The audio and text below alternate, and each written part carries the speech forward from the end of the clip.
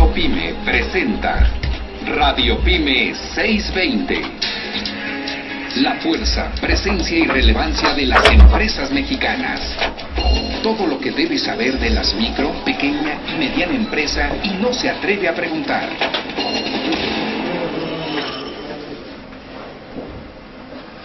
¿Qué tal? ¿Cómo están? Muy buenas tardes. Gusto en saludarlos en una emisión más de Radio Pyme 620. Tal como lo habíamos comentado en la sesión anterior y en otras, porque tuvimos oportunidad de tener en la agenda ya preparada esta entrevista con el doctor Pedro Aspe Armella. Doctor, muy buenas tardes, bienvenido. Muy buenas tardes, sí, encantado.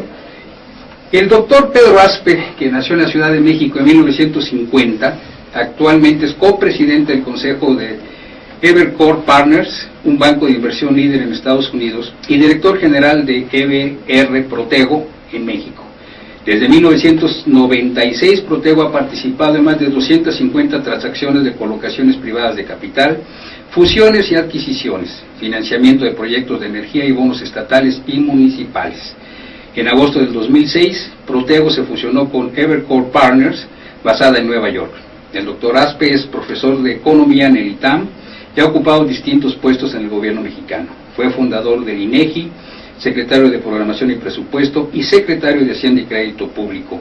Es miembro del Consejo del Departamento de Economía del MIT y de la Junta de Gobierno del CIDE, y es copresidente del Foro de las Américas del Norte.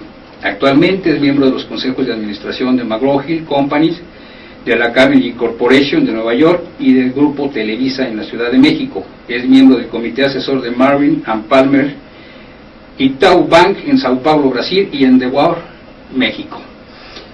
Las cartas credenciales están bien claras, conocemos parte de la labor del doctor, y ahora nos convoca algo que creo que es muy interesante, espero que también lo sea para el doctor. La situación económica del país no puede sustraerse de lo que pasa en el mundo entero. Consecuentemente, tenemos ahora que la economía interna requiere más que nunca de un fuerte estímulo. Las micro, pequeñas y medianas empresas, en este contexto, ¿qué papel juegan, doctor? Bueno, juegan un papel muy importante, sobre todo en términos de la creación de empleo. No la restringiría nada más al mercado doméstico, porque están empezando también a incursionar en el mercado internacional a través de exportaciones, en ambas, pero obviamente es mucho más importante su contribución al consumo doméstico que a las exportaciones. El mundo, como bien mencionas, Juan José, está complicado. Está complicado porque, digamos, antes había 4 motores encendidos de crecimiento económico: uno Japón, otro Europa, otro los Estados Unidos y otro los países emergentes. Hoy, de esos 4 motores, hay 2 que están detenidos. Está detenido el japonés, que desde hace más de 15 años, desde que llegaron a tener una deuda muy superior, muy superior al Producto Total japonés, y hoy casi 200% del Producto Total japonés, pues prácticamente Japón lleva estancados 20 años. Más reciente es el estancamiento claro de Europa, en que en este año todavía van a tener un crecimiento positivo, pero desacelerándose muy rápido, y quizás el año que entra prácticamente estancados. Eso quiere decir que si Europa está estancada en promedio, quiere decir que hay varios países que estarán en recesión dentro de Europa. Entonces, el segundo motor parado. Luego tienes el tercer motor, el que ha sido tradicionalmente en los últimos años el más poderoso, que es el de los Estados Unidos, y que no está parado, pero se está desacelerando fuertemente. Este año crecerá alrededor del 2,5%, y el año que entra, quizás con trabajos, llegue a, digamos, entre el 1 y 2, pero claramente desacelerándose, con un déficit fiscal enorme y con grandes problemas. Y por último, nos quejas de los países emergentes, que ese afortunadamente es el único motor que está prendido. Está prendido con los países asiáticos especialmente, que están creciendo rápido a tasas del 6, 7, 8 y 9%. Y en América Latina, afortunadamente, la región está creciendo alrededor del 4%. Entonces, en resumen, sí es un mundo muy convulso. No nos había sucedido que 2 de los 4 motores estén parados y uno desacelerando, y solamente uno con crecimiento normal, que es el de los países emergentes.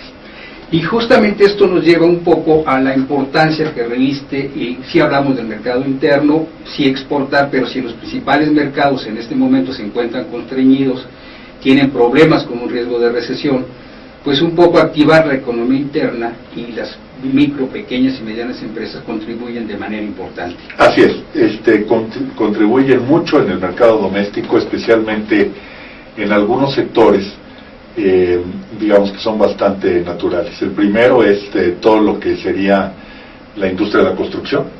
En la industria de la construcción tienes una gran participación de empresas medianas y pequeñas, tanto en la edificación como en el mantenimiento y rehabilitación de bienes raíces en general. Un segundo lugar, que es el más conocido, pues es toda la parte de servicios, los restaurantes, etcétera, ¿no? Las fondas, las tiendas de la esquina.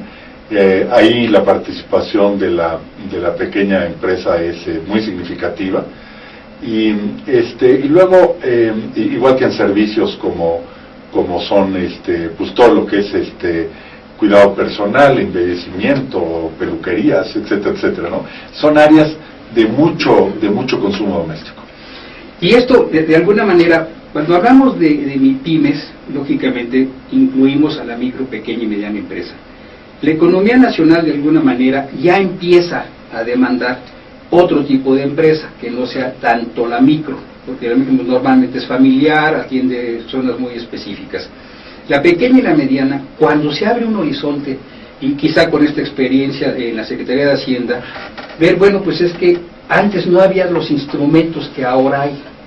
Ahora se abre un panorama para que a través del Fondo PYME, a través de Nacional Financiera y otros organismos, permite que la gente se anime a que su empresa no se quede en el plano micro, sino que lleve la posibilidad de crecer. ¿Qué tan importante es que se haya abierto este abanico de opciones para que la gente pueda pues financiar con un crédito, con capital de trabajo, para la compra de inventarios, en fin, y estas opciones que ahora hay, qué tanto impactan en el crecimiento? Sí, impactan mucho, son muy importantes, se está empezando a abrir. Si comparamos con unas economías más desarrolladas que nosotros, apenas estamos en los primeros pasos, pero está ocurriendo. Creo que mucho de esto tiene que ver con algunas reformas de gran alcance que se hicieron hace muchos años. En especial, una de las reformas más importantes, yo diría 2. La primera es la independencia del Banco de México, y la segunda es la del sistema de ahorro para el retiro. ¿Qué tiene que ver el Banco de México con esto? Tiene que ver mucho, porque en las economías que tienen inflaciones altas y crecientes, el primer crédito que desaparece es el de las pymes. El crédito a la pequeña empresa prácticamente desaparece, y entonces la inflación te destruye muchos de los instrumentos financieros.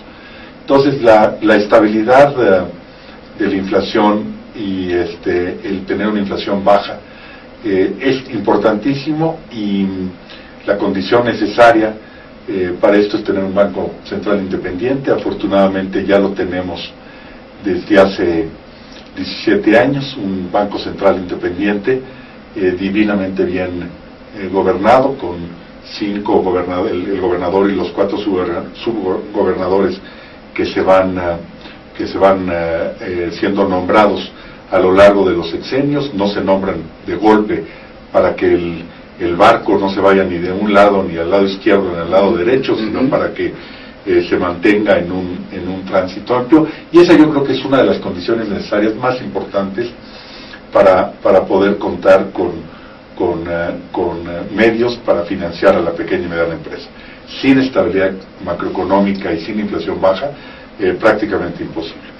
Segundo, otra reforma de gran alcance que se hizo hace muchos años, pero que hasta ahora está madurando, es la del sistema para ahorro para el retiro, y que llevó a la creación de las AFORES. Déjenme detener un momento en esto. Antes teníamos un sistema de pensiones, que era el pay as you go, como lo llaman nuestros vecinos en el norte, que es simplemente el que nos iban creando cuentas individuales, en las cuales íbamos ahorrando una parte de nuestro salario para enfrentarnos al retiro con un monto ahorrado importante. El sistema para ahorro del retiro pues se creó hace más de 20 años, y después se fueron creando, y ahí se crearon las cuentas individuales, y esto ha ido avanzando. Bien, hoy en día las AFORES cuentan con cantidades verdaderamente enormes de recursos, cifras que deben de andar en el orden de los, más o menos, de los 125 mil millones de dólares, o su equivalencia en pesos, y que son cifras que están depositadas en las cuentas individuales manejadas por las AFORES, propiedad de todos nosotros que tenemos nuestra cuenta en nuestra AFORE. Y estos recursos, como la edad promedio de la población mexicana anda en alrededor de los 35 años, entonces, y el retiro promedio es a los 65, entonces te quedan 30 años en que uno está pagando, y hasta que llegues a los 65 años vas a pedir recursos. Si la población promedio tiene 35 años, pues tú puedes prestar, puedes usar esos recursos durante 30 años, porque no te los van a pedir hasta que se retiren a los 65. Entonces, la única manera de tener crédito de largo plazo es tener AFORES, porque entonces tienes depósitos a largo plazo, y si tienes depósitos a largo plazo, pues puedes dar crédito a largo plazo. Y por eso, si está inflación baja, más la reforma del sistema de ahorro para el retiro, está dando la posibilidad de que haya dos cosas: financiamiento a largo plazo, que eso accesan a la empresa grande, a la mediana y a la pequeña, y segundo, por primera vez, acceso a fondos de capital proveniente de las AFORES. La CONSAR, que es el organismo regulador de las AFORES, en forma bastante prudente ha ido ampliando esto gradualmente, lo ha hecho con tacto, con cuidado. Hay que aprender a regular, hay que aprender a prestar, hay que aprender a invertir. Entonces las AFORES van empezando, apenas comenzando a hacerlo, pero ya está trazado el camino, y esto que hace 10 años era, digamos, hace 20 años inexistente, hoy ya existe, es institucional, es creciente, crece al 20% anual, y en las décadas por venir, el grueso del financiamiento a la mediana y pequeña empresa, tanto en deuda como en capital, provendrá de nuestro sistema de ahorro para retiro. Doctor, tenemos esto, nos da pie a pensar que la posibilidad de que la economía de alguna manera se autoalimente de estos recursos, porque en pesos un poquito más de 1 billón de pesos lo que tienen las cuentas de las AFORES. Exacto, 1 billón en castellano. En castellano, exacto. No el billón en anglosajón. Qué poquito se la grabaron muy rápido. Entonces, esto nos da una buena capacidad, y además hay fondos que especialmente se han diseñado para apoyar a todo este esfuerzo de la pequeña y mediana empresa, particularmente la micro. De alguna suerte, los montos que se requieren no son tan altos. Quizá se solventan con un fondo revolvente que se ha diseñado desde hace mucho, pero ya las otras empresas requieren otro tipo de préstamos, como lo que estamos viendo que en distintas partes del mundo ha tenido pues bastante éxito, y que ahora en México tenemos la fortuna de que ya se orienta a este tipo de fondos, y hablamos particularmente de los fondos de inversión. Me gustaría, si estás de acuerdo, doctor, que hagamos la pausa para que, si nos quiere hacer alguna llamada, y mientras tomamos aire. Encantado. Vamos a hacer la pausa. Los teléfonos en la cabina: 55 53 4620, 55 53 6620 y 55 53 9620. Regresamos.